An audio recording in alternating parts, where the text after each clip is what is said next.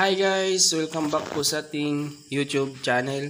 Ngayon naman sa video natin ay i-share ko naman sa inyo yung pagbabacterial flushing sa ating mga alagang paitloging manok. So ayan guys, so ito yung ating mga alagang layer chicken. So ayan. So ito ay nasa 14 weeks na itong mga alaga natin. Ayan.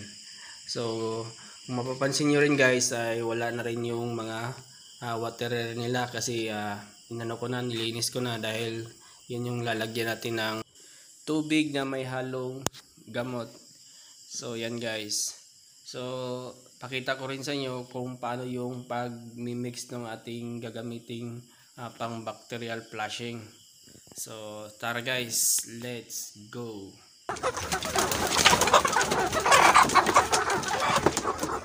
So dito rin yun sa kabila, yan.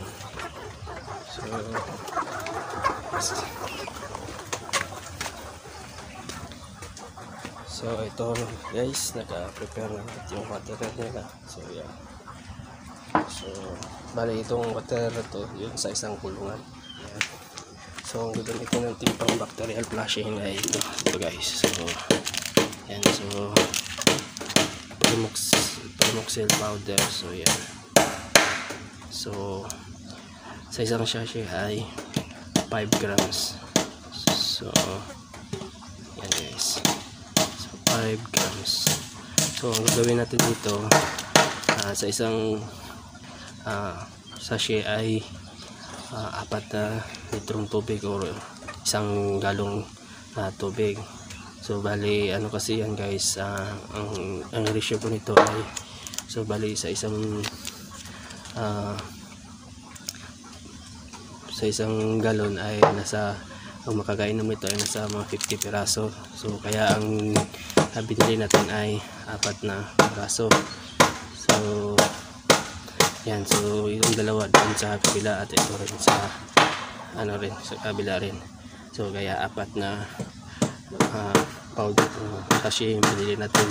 So dito naman, so ito naman yung tubig na gagamitin natin. So bali sinukat ko na to, nasa 16 liters po yung nilagay natin dito sa timba.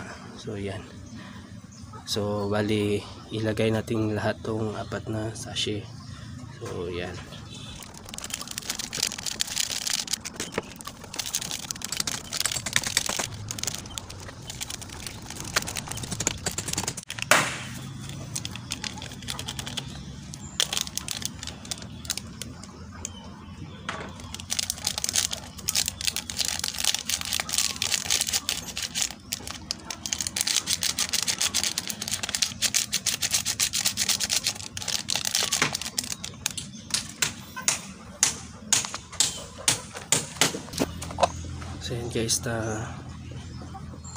So yan guys, nasalin na natin. So ayan.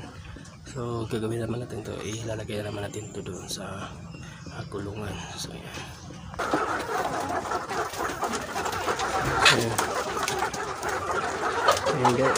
So yan guys, na ilagay na natin yung ating tubig na may gamot na Primoxil na ginagawa natin pang flushing. So yan. So yan guys, umiinom na sila. So tignan sa kabila.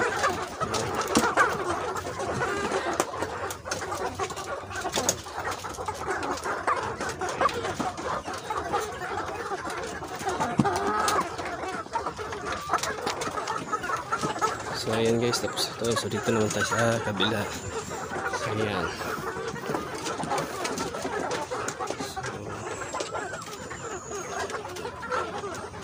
So yan.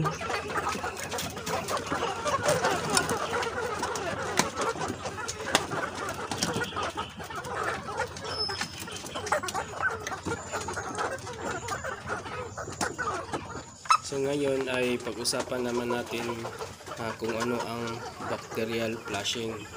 Ang bacterial flushing ay ang proseso ng pag-alis ng mga bad bacteria na maaaring magdulot ng sakit at makasama sa kalusugan ng ating mga alagang manok.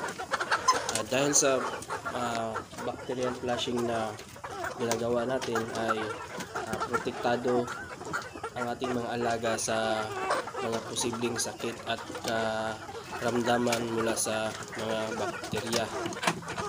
So yan guys.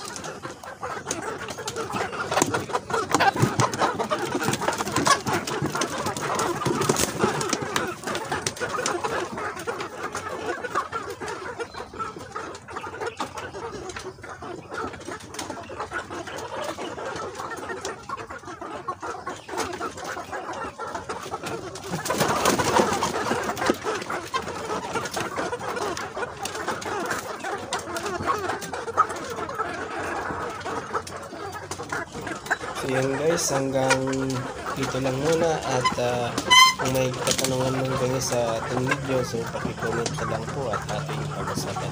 So hanggang dito lang muna at maraming salamat.